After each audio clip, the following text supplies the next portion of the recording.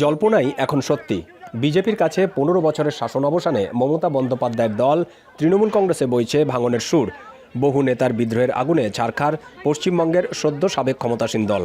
দুই ভাগে বিভক্ত হয়ে গেছে মমতার হাতে গড়া তৃণমূল কংগ্রেস। দল ভাঙনের জন্য মমতার ভাইপো এবং দলটির সর্বভারতীয় সাধারণ সম্পাদক অভিষেক বন্দ্যোপাধ্যায়কেই দায়ী করেছেন অনেকে। এই অবস্থায় পশ্চিমবঙ্গের 18তম বিধানসভায় বিরোধী দল হিসেবে তৃণমূল কংগ্রেসের নিয়ন্ত্রণ চলে গেছে বিদ্রোহীদের হাতে। বিধানসভায় বিরোধী দলনেতা নির্বাচিত হলেন দল থেকে সদ্য বহিষ্কার হওয়া ঋতব্রত বন্দ্যোপাধ্যায়। তৃণমূলের ৮০ বিধায়কের মধ্যে ৬০ বিধায়কই ঋতব্রতকে বিরোধী দলনেতা করার প্রস্তাবে সম্মতি জানান। রাজ্যের স্বার্থে বিধানসভায় শাসক দল বিজেপির চোখে চোখ রেখে লড়াই করার অঙ্গীকার করেছেন ঋতব্রত। সরকার যেটা ঠিক করবে না, সরকারের চোখে চোখ রেখে সেটা হাউসের ভেতর যে অ্যাম্ফি থিয়েটার, সেই অ্যাম্ফি থিয়েটারে যেমন লড়াই হবে, হাউসের বাইরে বিধানসভার অভ্যন্তরে সেই লড়াই হবে, রাস্তাতে সেই লড়াই হবে।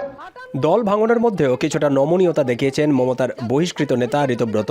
জ্যেষ্ঠ নেত্রী হিসেবে মমতা বন্দ্যোপাধ্যায়কে পরামর্শদাতা হিসেবে থাকার আহ্বান জানিয়েছেন তিনি।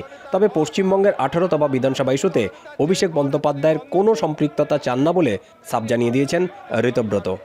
আমরা মাননীয়া মমতা বন্দ্যোপাধ্যায়কে আমাদের প্রধান পরামর্শদাতা হিসেবে থাকবার জন্য অনুরোধ জানাচ্ছি। এদিকে বিদ্রোহী নেতা হওয়া সত্ত্বেও তৃণমূলের নেত্রী হিসেবে মমতা বন্দ্যোপাধ্যায়কে সবাই শ্রদ্ধা করেন বলে জানান বিধানসভায় বিরোধী দলের মুখ্য সচেতক হওয়া আক্রুজ্জামান। তবে নেত্রী হিসেবে সঠিকভাবে পরিষদীয় দলনেতা নির্বাচন করেননি বলে আক্ষেপের কথাও তুলে ধরেন তিনি।